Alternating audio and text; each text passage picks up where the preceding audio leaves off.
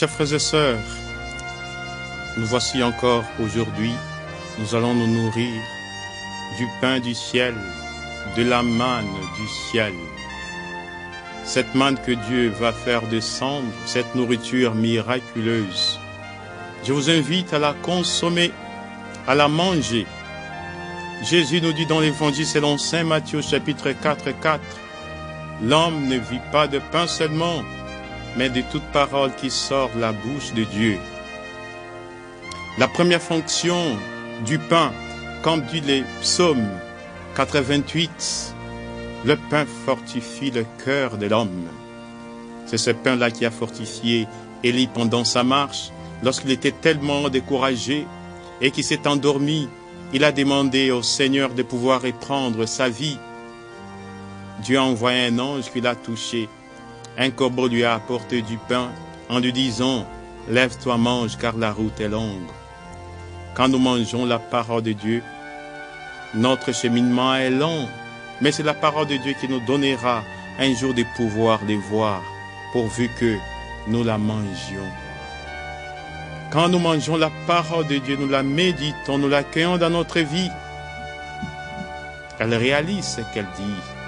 L'apôtre Paul nous dit, Romains 1,16, « Je ne rougis pas de l'évangile, il est puissance pour quiconque croit. » Et quand j'accueille la parole de Dieu, je la mange, elle devient puissance, elle peut opérer. Recevez cette parole pour qu'elle puisse opérer dans votre vie. Comme je l'ai annoncé dans l'émission précédente, aujourd'hui nous allons donc parler de l'identification de nœuds. Bien-aimés, j'aimerais que nous puissions prendre conscience d'une chose.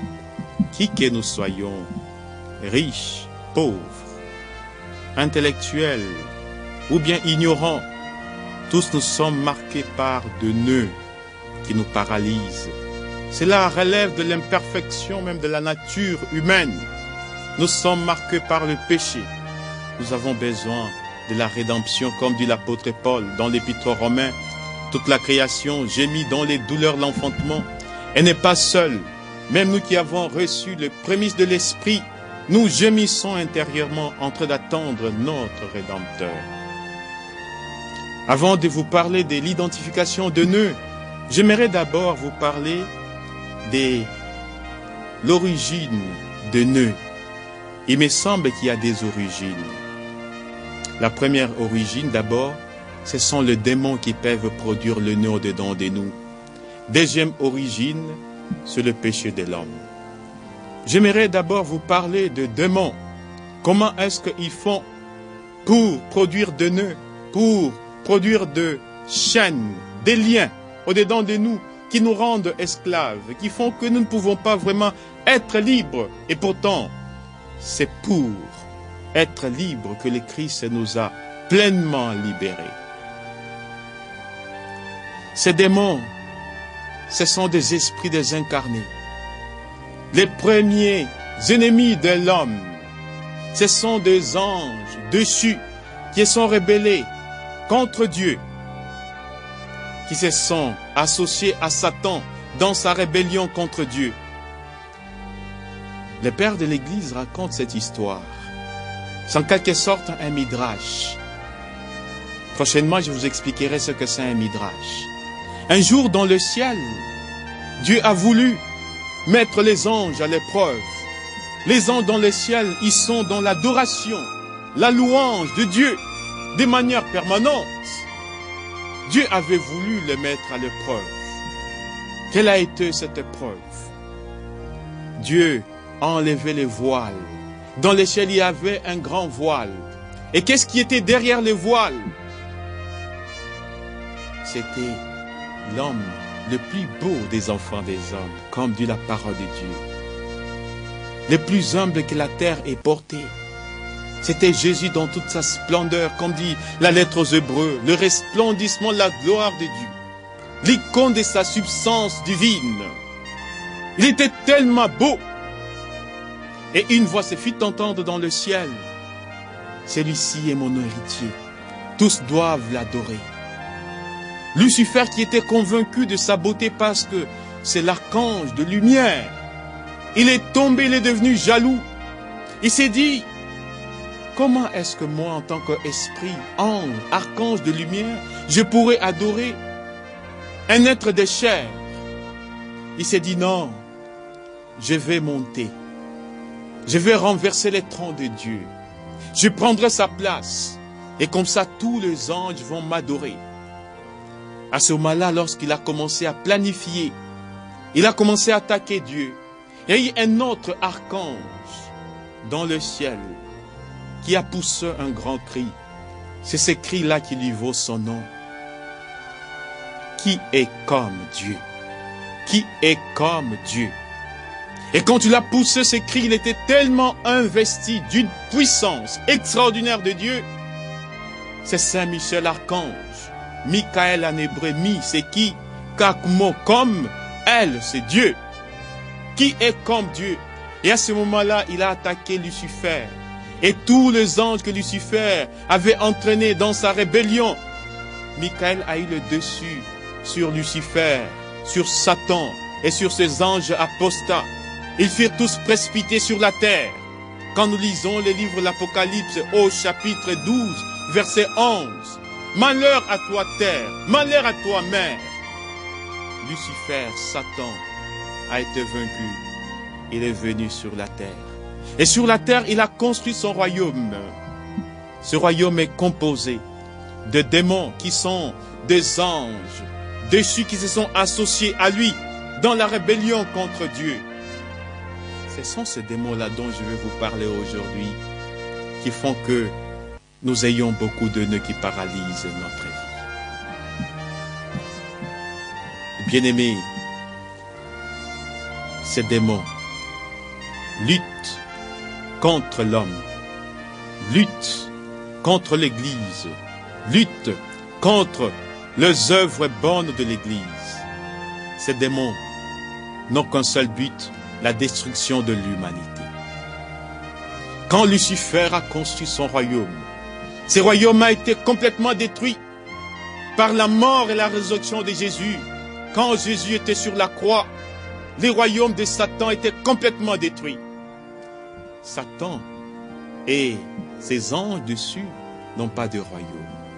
C'est pour cela que les démons cherchent un endroit où se poser. Fort malheureusement, nous ouvrons grandement la porte aux démons. Et les lieux privilégiés où les démons veulent se reposer, c'est mon corps, c'est ton corps. Et quand tu viens de s'installer, voilà, ils tissent de nœuds dont nous sommes esclaves. Les démons qui sont des êtres spirituels, ils possèdent toutes les facultés de la personnalité humaine. Les démons ont la volonté, les démons ont l'émotion, les démons ont la conscience de ce qu'ils sont, les démons ont l'intelligence. La volonté, nous le voyons. Jésus en plein ministère, lorsque Jésus chasse un démon, les démons disent carrément, je vais partir puis je reviendrai. Parce qu'ils cherchent absolument à habiter les corps de l'homme. Les démons ont une émotion. Lorsque la puissance de la prière devient tellement forte, les démons tremblent. Le tremblement est une marque d'émotion. Les démons ont une intelligence. Ils ont une connaissance. Mais cette connaissance ne vient pas de la source naturelle. Ce sont les démons. Lorsque Jésus était en plein ministère, qui ont reconnu qui est Jésus. Tu es le sang de Dieu. Qui nous veux-tu? Pourquoi veux-tu nous perdre? Il a fallu quelques années plus tard que les apôtres se rendent compte. Les démons ont la conscience. Ah, lorsque Jésus libère quelqu'un, il pose la question, qui es-tu? Il répond, les concernant, et il répond, c'est à la place des autres. Nous sommes une légion, c'est-à-dire, nous sommes nombreux. Bien-aimés, ces démons ont leurs agents. Ils travaillent avec des agents, des personnes humaines, à qui les démons donnent des pouvoirs, pour pouvoir guérir, pour pouvoir protéger. Ces agents, nous pouvons les appeler les mages, les devins, les sorciers, les féticheurs. des êtres humains qui, à travers des alliances qui tissent avec le démon leur donne un pouvoir de guérison. Je voudrais juste illustrer quelques exemples pour nous faire comprendre comment est-ce que les mages, les marabouts peuvent guérir. Nous parlons de guérison, mais ce ne sont pas vraiment des guérisons à la manière biblique comme Jésus guérit. Les mages, ayant le pouvoir de guérir, ils guérissent de manière provisoire. Et leur guérison, nous pouvons appeler guérison à effet suspensif. Nous voyons des chrétiens qui à un certain moment tombent malades. Peut-être ne connaissent pas la cause de leur maladie. Ils vont à l'hôpital, le médecin font des analyses, mais ne trouvent absolument rien. Ils se tournent vers les charlatans, ils se tournent vers les sorciers, ils se tournent vers les féticheurs. C'est sur leur donne des portions. Quelque temps, ils retrouvent la santé. Après quelques mois, ils retombent encore malades. Voilà des guérisons à effet suspensif, des guérisons provisoires. Et leur état devient encore pire qu'il l'a été auparavant. Et lorsqu'ils retournent voir les mages, les charlatans, les marabouts, ils leur disent, non, cette fois-ci, nous allons encore vous guérir. Ce sont encore, vous avez été envoûtés par votre tante, par votre oncle. Vous êtes victime d'un sort. Ils font les mêmes pratiques. Cette fois-ci, peut-être ce n'est pas une guérison à effet suspensif ou provisoire, mais ils font des transferts. La même maladie a été prise, mais transférée à un autre membre des familles qui retombe malade, qui souffre la même maladie. Ou bien toute maladie pourrait avoir une raison. Dieu peut nous éprouver, mais pour justifier la qualité de notre foi. Et quand Dieu nous éprouve sur le plan physique, il attend que nous puissions peut-être persévérer comme Job. Et quand nous persévérons, oh Dieu nous bénit, il nous guérit au-delà de toute attente. Je suis en train juste de vous présenter un peu l'origine des nœuds. Les démons qui produisent des nœuds au-dedans de nous. Deuxième origine, c'est l'acte pécamineux de l'homme qu'on appelle le péché. Bien-aimés, tous nous sommes marqués par le péché. Et tous, nous faisons des péchés. Les démons induisent les hommes à pécher. Ils les induisent à pratiquer la magie. Mais ces péchés viennent fondamentalement de démons, mais aussi de la liberté de l'homme qui a été pervertie par le malin. Le pape Paul VI disait ceci: le péché de notre siècle, c'est la perte du sang du péché. Et Jean-Paul II, ajoutant, cette perte du sang du péché entraîne même la perte de Dieu. Le péché, c'est toujours le lieu, la misère, de la manifestation de la miséricorde de Dieu. Combien d'hommes aujourd'hui ont perdu le sang du péché? Combien d'hommes aujourd'hui n'ont pas de volonté devant le péché? Combien d'hommes aujourd'hui ont perdu même la conscience du péché? Le péché déstructure la nature humaine. Le péché nous éloigne de Dieu. Le prophète Isaïe 59 verset 1 nous dit: non, la main du Seigneur n'est pas courte pour nous toucher, son oreille n'est pas dure pour entendre nos supplications. Ce sont nos péchés, nos crimes qui ont dressé une barrière entre le Créateur et nous, ses créatures. Il y a 3 degrés dans le péché. Le premier degré, c'est la profondeur du péché. Il y a des péchés qui sont tellement profonds. Quand je vole, quand je mens, ce n'est pas du tout la même chose que celui qui a commis un avortement. Parce que avorter, c'est porter atteinte à la vie. Et quand je porte atteinte à la vie, c'est comme si je porte atteinte à l'auteur de la vie. Or, l'auteur de la vie, c'est Dieu et Dieu seul. Et quand un péché est profond, il prend des racines. Il peut engendrer d'autres péchés. Deuxième degré, l'ancienneté. Il y a de ces péchés qui sont tellement anciens, des péchés que j'ai commencé à pratiquer et dans lesquels j'ai même vieilli, qui m'accablent, qui sont plus forts que moi. Quand un péché est ancien, il finit aussi par engendrer d'autres péchés. Il engendre des petits péchés. L'extension du péché comme troisième degré. Bien entendu, le péché est un acte personnel, volontaire. Mais il peut agir, il peut avoir de l'impact dans ma société, dans ma famille, dans le monde entier.